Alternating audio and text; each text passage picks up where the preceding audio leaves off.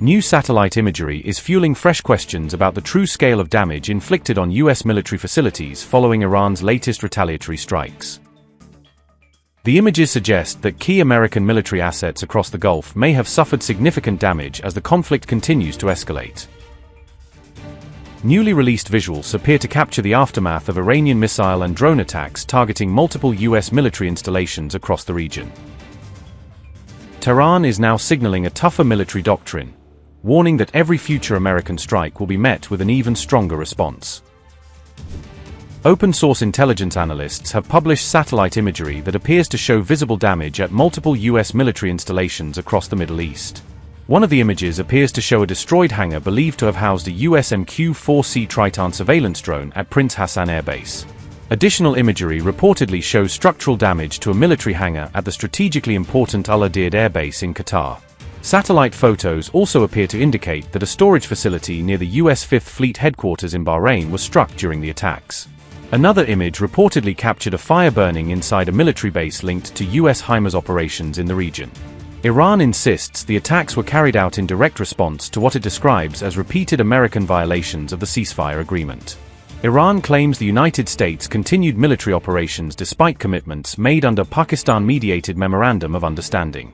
According to Tehran, the very first clause of the agreement required all military aggression against Iran to stop immediately.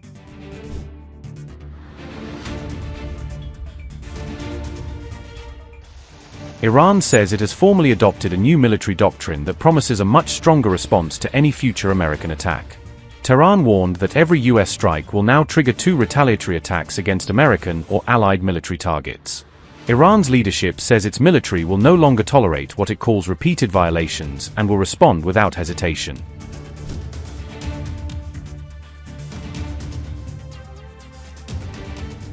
Iran says the Strait of Hormuz will remain shut as long as the United States continues military operations in the region.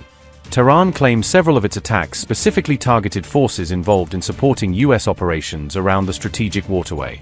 The latest imagery is likely to intensify debate over how much damage U.S. forces actually sustained during Iran's retaliation. At the same time, President Donald Trump called on Gulf allies to reimburse the United States for the military protection it provides across the region.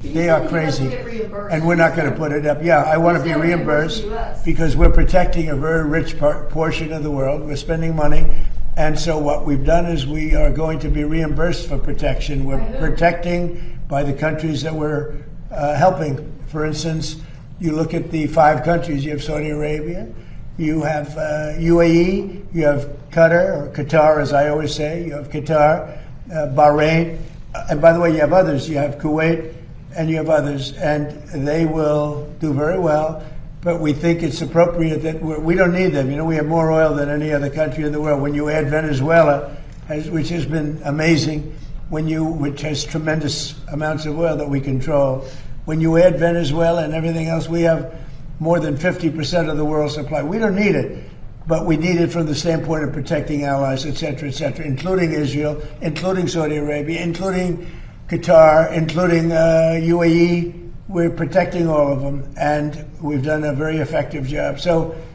4 months ago, these people had military that was very strong, by far the strongest probably in the Middle East.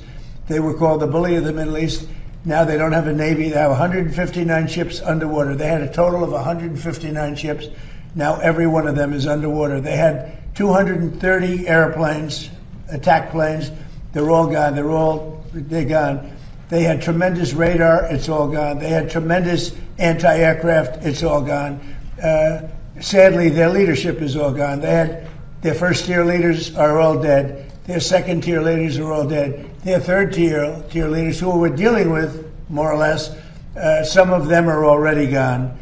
And then you read fake news like your network, CNN, which is fake news. You read them. You have them say, well, actually, aren't they doing quite well? Let me just tell you, they have now inflation of over 300%. 4 months ago, they had inflation of 5%. Now they're at over 300, could be 350%. They made a deal, they broke it, probably 10 times. And they killed a lot of people. They killed our people. But the protesters, what they've done to the protesters, 52,000 have you ever seen any of the burial lots where they're burying the protesters? They killed 52,000 protesters, and on my watch, they can't do any of that. So we have them in a position that they don't have any military. There's not a thing they can do about it. All they have is fake news, because they have the fake news, would rather see us lose the war than win the war, which is really treasonous, in a certain way. So we're doing another very major attack tonight. They want to make a deal. They came back. We made a deal 2 days ago, and they want to make a deal. They've been negotiating for 47 years, but nobody's ever hit them militarily. We're hitting them very hard. You mentioned that Iran has agreed to a deal and then walked away from it.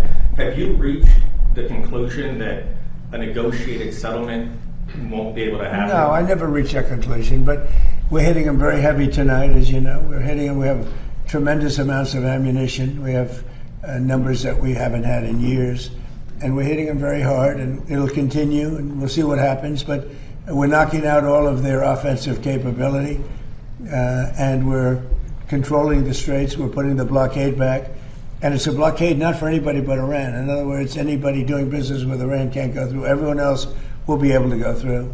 So it's a blockade. It's a very strong blockade.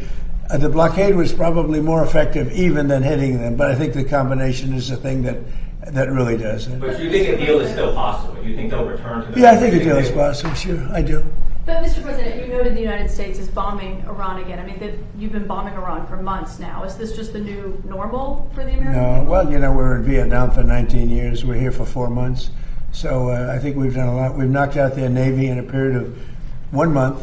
We knocked out their Air Force. Their Air Force is non-existent. We knocked out most of their missiles, most of their drones. We knocked out their drone manufacturing capability, about 92%. Their missile capability for manufacturing, we knocked out 89%. And they have a little capability, but they don't have any capability for us. This is almost a military skirmish. Now, with all of that being said, you have to get people that want to make something. We had a deal with them 2 days ago, and then they said, oh, we can't make that deal. We have to negotiate it further. And this is what they've done for 47 years. The difference is nobody negotiated like I do. And this should have been done by Bush and Obama and Biden and people before them, frankly. It's 47 years they've been ripping off everybody and really hurting and killing thousands of people. So they killed 52,000 protesters, but they killed many, many people with Soleimani, who I killed in the first term. Soleimani killed many people, many people, and not only killed, when you see a young former soldier walking around with no legs, no arms, a face that's been horribly hurt, that was done by Iran. That was done by Soleimani. He was a person that was very evil. He was an evil genius. He was looking to take out a lot of our military installations in Iraq and Iran, and I got him before he got us. So we have to do what we're doing, and the strait is open. It will be open. We've cut down their capability very substantially, but they're going to fight for a while. Our military has done a fantastic job, and the bottom line, though, and I say it to everybody, and I say it as much as they want to listen, Iran will not have a nuclear weapon. If we didn't bomb them with the B-2 bombers, that plane right there, if we didn't bomb them, they would have had a nuclear weapon long ago. Within 1 month from the day we bombed them, they would have had, if we didn't do it, they would have had a nuclear weapon. If they had a nuclear weapon, Israel would no longer be with us. The Middle East probably would no longer be with us, because you saw they sent missiles to 5 different countries that never even knew they were involved, because they're stone cold crazy. They are crazy, and we're not going to put it up.